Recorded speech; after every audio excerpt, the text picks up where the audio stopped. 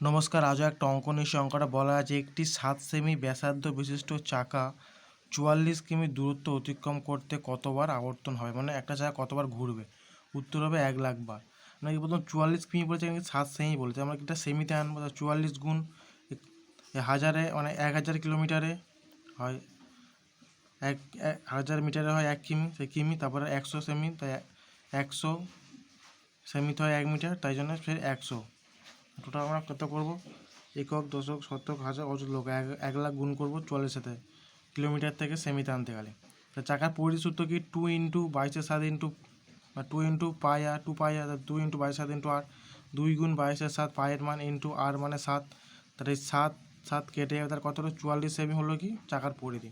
এবার কী করবো, পরিধি আমাকে কত কত সেমি হলো মোট, এই পরিধিটা টোটাল সেমি থেকে বা 44 কিমি যে সেভাবে বিয়োগ করবো, ভাগ করবো। তাই 44 কিমি চাকাটি আবর্তন করবে কি 44 গুণ মানে সেমিতে নিয়ে আসবো, তাই 44 কেটে যাবে, তাহলে কত হবে 1,00,000 সেমি, 1,00,000 বার, 1,00,000 বার ঘুরবে। আশা করি সব বুঝতে পেরেছো।